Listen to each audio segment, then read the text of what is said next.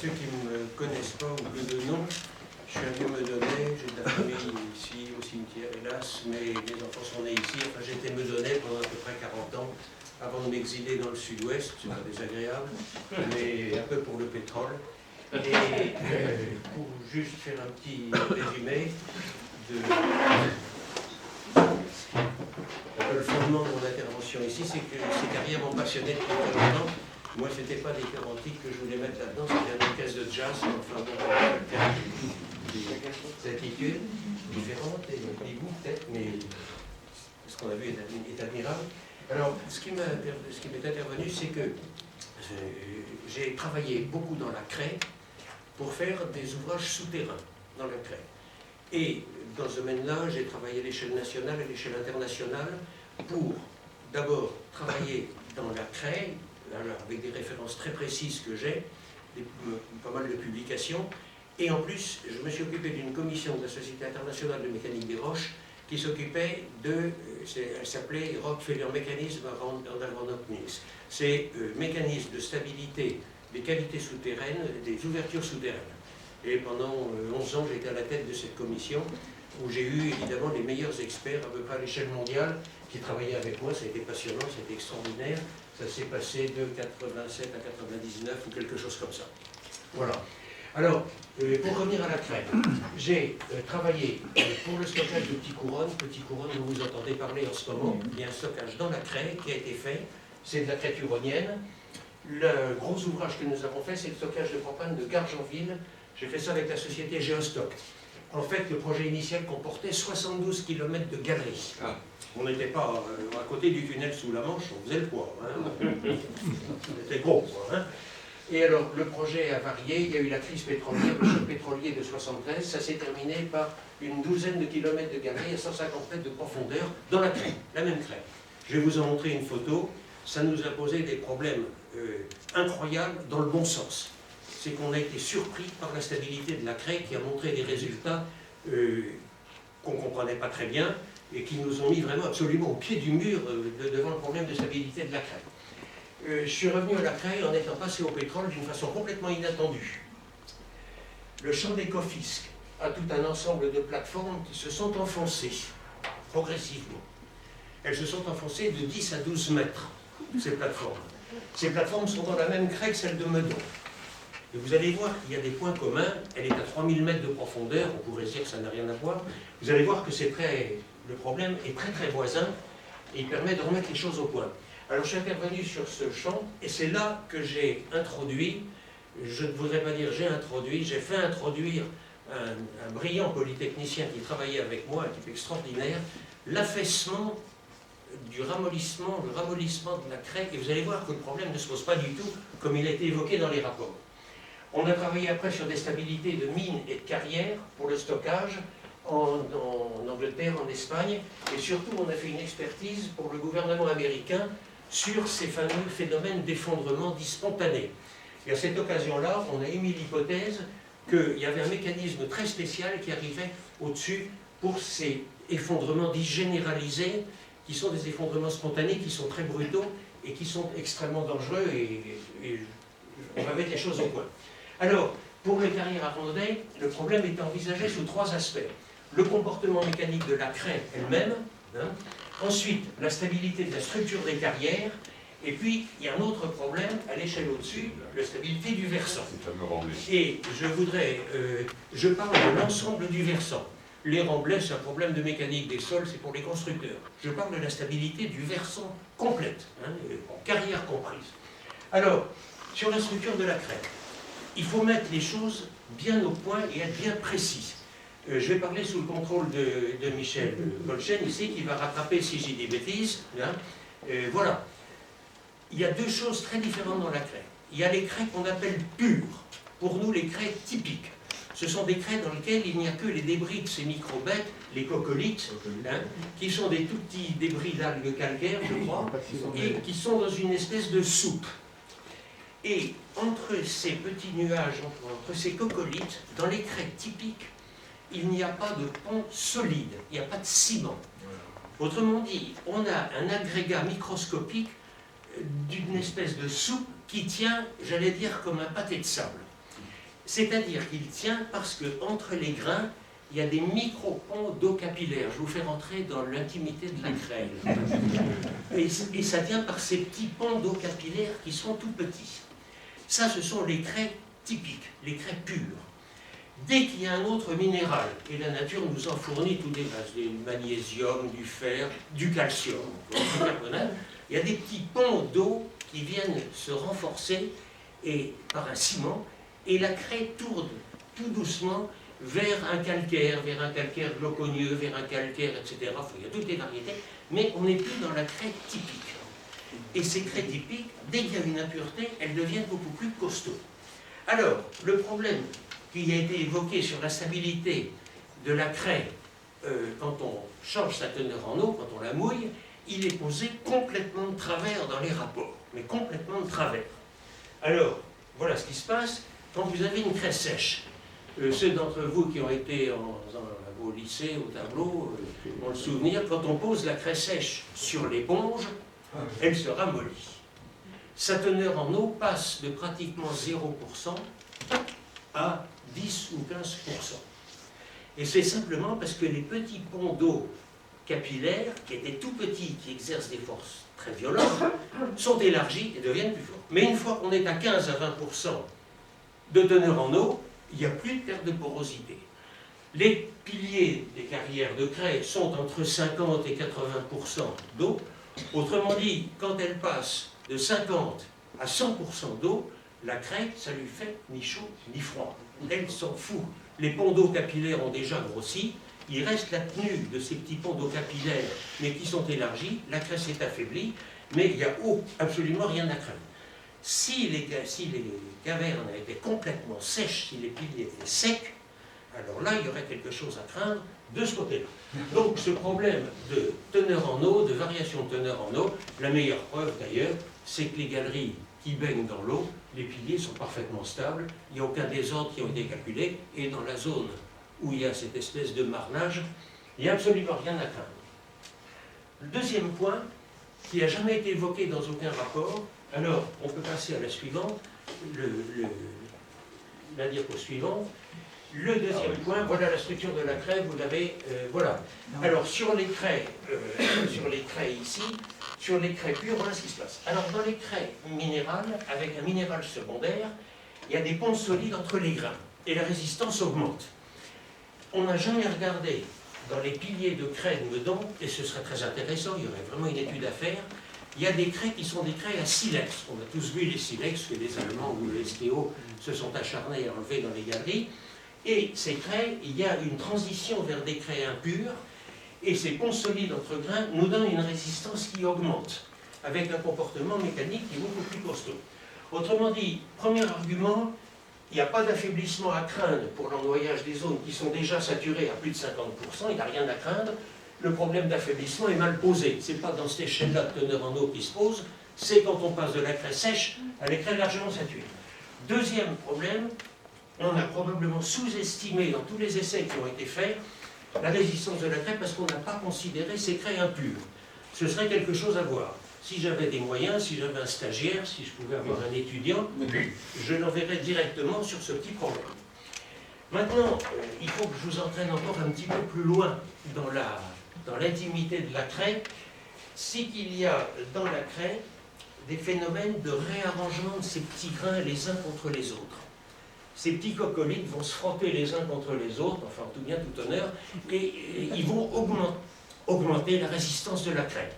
Alors, nous appelons ça une adaptation microplastique. C'est-à-dire c'est une plasticité qui se fait, la craie se tasse un petit peu, et là, il y a une augmentation de résistance qui est très forte. Voilà l'allure de la craie.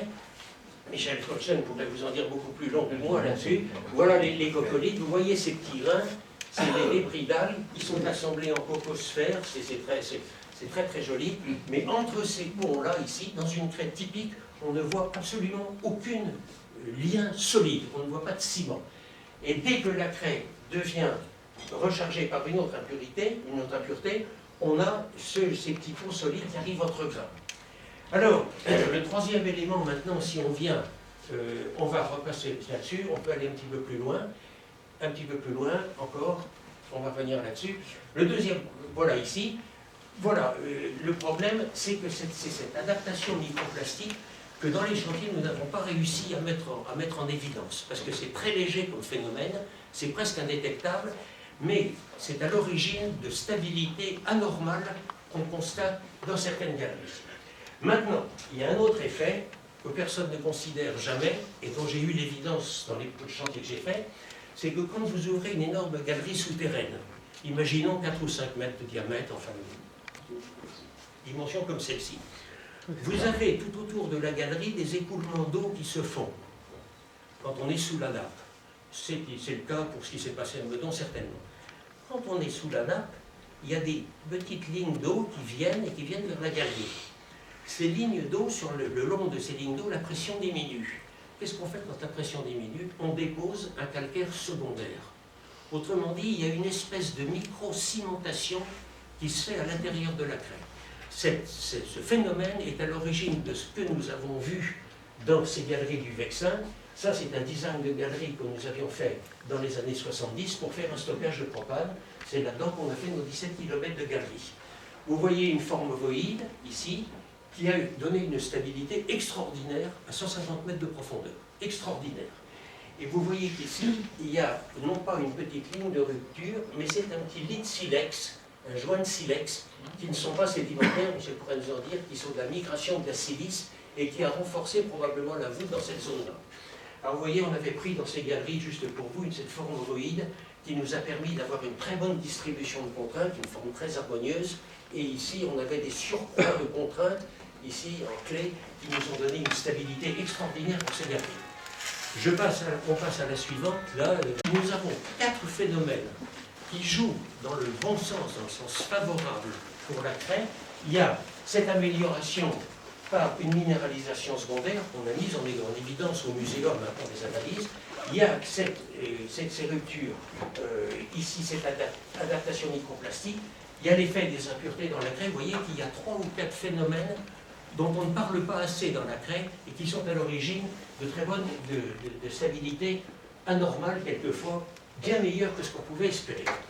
Alors, juste maintenant, si on passe non plus de l'échelle de la craie à l'échelle des cavités, on peut passer juste au suivant, je ne voudrais pas vous tenir très longtemps. Voilà. Alors, le stockage de Gargenville, voilà les cas vécus. Il y a eu une galerie test, je ne vais pas vous ennuyer avec des mesures de contraintes. On s'est aperçu dans une des galeries test que les contraintes en parois de galerie étaient égales à la résistance de la craie. C'est-à-dire que dans les parois, nous avions pratiquement la résistance limite de la craie. Alors dans ces conditions-là, on aurait dû avoir des ruptures. Tout le monde m'avait dit, Vincent, dans les galeries, on doit prendre 50% de la résistance, enfin on avait des règles du pouce et tout. Et la direction de la société Géostock m'a dit à ce moment-là, mais Maury, est-ce que vous êtes sûr que ça va lâcher? J'ai dit non, je ne suis pas sûr que ça va lâcher, parce que d'après les règles de l'art, ça devrait lâcher, mais ça ne va pas lâcher. Et ça, évidemment, quand on a fait les contraintes, quand on a fait les analyses de contraintes, on a vu une stabilité extraordinaire de ces galeries. Quand on a fait le projet, vous avez vu la chose, et plus j'ai eu une véritable provocation dans la craie, c'est-à-dire que dans une des parois de la galerie, où nous avions déjà des contraintes, on s'est mis à faire un trou. Autrement dit, on devait encore doubler les contraintes. Et qu'est-ce qu'on a vu? Moi, j'attendais les ruptures, je me disais, on va voir les caillages, etc. On n'a rien vu. On a eu une stabilité provocante. Pour nous, c'était un démenti absolument cinglant. Et on a eu une stabilité. Autrement dit, si je peux dire, en paroi de sépi, on avait un coefficient de sécurité de 0,5. Ça veut dire qu'on aurait dû lâcher 10 fois, ou 2 fois au moins, et qu'on ne voyait toujours absolument rien. Alors, vous voyez que ces expériences que l'on a dans la craie nous conduisent à être extrêmement prudents en raisonnant sur des coefficients de sécurité, de 1, de 1,5, de 2. Ça dépend les choses qu'on évalue, ça dépend la façon dont on prend les phénomènes, et c'est tout à fait discutable. Alors maintenant, je voudrais passer à l'échelle de la structure des galeries Arnaudet. Alors, d'abord, je voudrais revenir sur une affaire d'effondrement généralisé. Et je voudrais vous parler un petit peu de ces effondrements généralisés. Il y a dans certains rapports des phrases qui sont complètement ahurissantes. On dit que la craie est un matériau qui est propice et qui donne des effondrements dits généralisés ou spontanés. Alors, ces effondrements, c'est tout à fait faux. Les effondrements spontanés, globaux, qui sont des effondrements très dangereux, qui sont connus en mine, ont été identifiés parfaitement dans les mines de fer de Lorraine. Le minerai de fer n'a rien à voir avec la crème, je peux même le préciser. Ça a été vu dans des charbonnages en Afrique du Sud. Nous avons travaillé sur des tas qui sont apparus dans des schistes argileux, dans des calcaires, dans le Périgord, dans l'Oise, dans des phosphates en Tunisie. L'histoire de Clamart en 1961 est beaucoup, beaucoup plus complexe. Il ne faut surtout pas essayer d'extrapoler d'un cas à l'autre. Alors, voyant que tous ces mécanismes arrivaient, ces effondrements spontanés arrivaient dans des matériaux aussi différents que du charbon, des mines de fer, des schistes argileux, des calcaires, on s'est dit qu'il y avait quand même un phénomène qui était commun à toutes ces mines. En regardant bien, on s'est aperçu que ces effondrements survenaient après des périodes pluvieuses, très prononcées, très accentuées. Ça avait été parfaitement décrit par Tincelin dans les mines de fer de Lorraine. Chez nos collègues qui faisaient un stockage souterrain, ils ont ramassé leur stockage sur les figures après une période de pluie très forte, comme il y en a dans les Linois. À Chancelac, dans le Périgord, ça date de 1850, mais il y a des mentions de forte pluviométrie. Dans la crête Lamar, c'est plus louche. Dans les phosphates de Tunisie, c'est plus délicat. Qu'est-ce qui se passe dans ces effondrements spontanés? La dalle du toit est respectée par les mineurs. Les carriers ou les mineurs respectent une dalle du toit qui fait un véritable toit continu.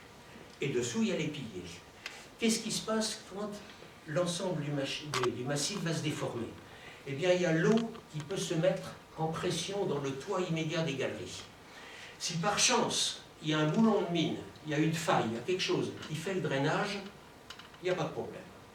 Si par hasard, le drainage se bouche, et si la mise en charge se fait le long du toit immédiat, sans prévenir, sans rien, sans aucun mouvement, d'un seul coup, paf, on a la descente. Autrement dit, l'effondrement, il est dû à une structure tabulaire du toit, une mise en charge hydraulique, et un effondrement qui est un effondrement global et généralisé. Alors, j'en reviens maintenant pour les carrières Arnaudet. Leur forme, et surtout cette forme du toit arrondi, des voûtes arrondies, qui a été faite par les mineurs, est une sauvegarde extraordinaire. Parce que ce phénomène d'effondrement spontané généralisé est impossible. Il ne peut pas se produire. Les formes des galeries Arnaudet donnent une distribution de contraintes qui est extraordinaire au point de vue homogénéité, répartition, et il n'y a absolument aucune possibilité de mise en charge du toit hydraulique. Il peut y avoir des venues d'eau qui augmentent un peu, mais il n'y a absolument aucune instabilité possible dans ce domaine-là. Alors, ces voûtes, maintenant, les voûtes et la géométrie des piliers, ce qu'on appelle l'élancement des piliers, sont excellents. Ils sont très favorables parce qu'ils ne sont pas trop élevés. Alors, le raccordement au mur et la sol, c'est-à-dire le point. Merci. C'est-à-dire le point des galeries.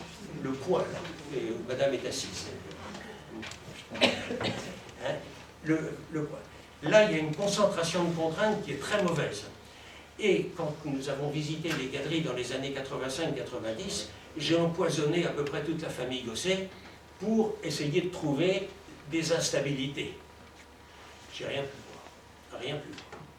Il paraît qu'il y en aurait dans le rapport de l'INERIS, il y aurait certaines instabilités qui auraient été constatées au point. Je pense que là, c'est le troisième mécanisme dont je parlais tout à l'heure, c'est-à-dire l'adaptation microplastique qui se fait et qui fait qu'on n'a pas pu voir d'amorce de rupture. Alors, ça nous met en condition qui, à mon avis, qui est très favorable et qui donne une excellente stabilité due au profil des galeries et des piliers. Alors, évidemment, ça évite complètement les possibilités de mise en charge hydraulique et des modes d'instabilité généralité dits spontanés.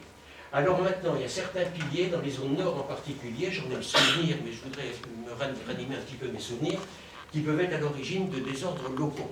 Il peut y avoir de légers glissements qui se sont mis en place, il peut y avoir des instabilités locales. Mais je ne crois absolument pas, personnellement, à une possibilité de ce qu'on appelle des effondrements généralisés par piliers qui gagnent de pilier en pilier. Il y a ce que nous appelons en mécanique des réserves hyperstatiques, hein, qui font qu'un pilier lâche, mais l'autre pilier va le lâcher, et le pilier qui est à côté essaye d'aider son voisin, il n'y arrive pas, il se casse un peu, puis c'est le quatrième qui essaye, et puis ça finit par s'arrêter. Un mécanisme par progression de rupture de pilier en pilier, je n'y crois absolument pas, ça ne paraît pas possible. Alors, les études antérieures ont montré que, d'abord, les quelques piliers qui étaient cassés n'ont entraîné que des désordres limités. Il y a des points locaux qui sont à traiter si on veut, évidemment, ouvrir ces carrières pour le public, garantir la sécurité publique. C'est tout à fait ce qui est dit dans le rapport de l'INERIS. Je rappelle que l'INERIS, c'est quelque chose que nous avions fait, c'est un organisme, l'Institut national de l'étude des risques industriels et sismiques. C'est une émanation des anciens charbonnages de France, ce sont des gens très compétents que nous avions fait intervenir, je crois, dans les années 85-86, avec la complicité complicité de M. Parémy. Je crois que c'est nous qui les avions un peu poussés. Évidemment, on voit tout à fait leur consommation, son excellent collègue. Alors évidemment, une recommandation qui est aussi à faire, c'est de respecter la continuité du banc d'argile du toit, parce qu'évidemment, recueillir tous les ruissellements de surface qui viennent faire de l'altération et perturber les états, autant l'éviter. C'est une recommandation qui a très souvent été faite par toutes les personnes qui sont intervenues. Alors maintenant, le dernier point, parce que je ne veux pas vous dire trop longtemps, le dernier point qui me paraît absolument fondamental, c'est que l'ensemble de ces galeries constitue un drain fantastique. Des drains de 8 mètres de haut, c'est quelque chose de colossal. C'est un drain extraordinaire.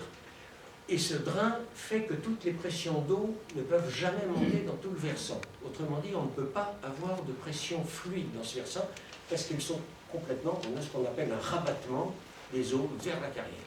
Et c'est un facteur qui est stabilisant d'une façon extraordinaire pour tout le versant lui-même. Alors, à mon avis, la première chose à faire dans ces carrières, inspection, mesure, etc., visite des désordres locaux, voir s'ils ont évolué, j'ai pas l'impression que ça ait beaucoup évolué. La visite de l'expert n'a pas du tout concerné ces choses-là correspondantes. Je dois vous dire que j'ai un peu sauté en l'air tout à l'heure, je ne l'ai pas dit parce que je voulais me tenir correctement. Quand j'ai vu à l'inspection des carrières qui dit qu'il ne visite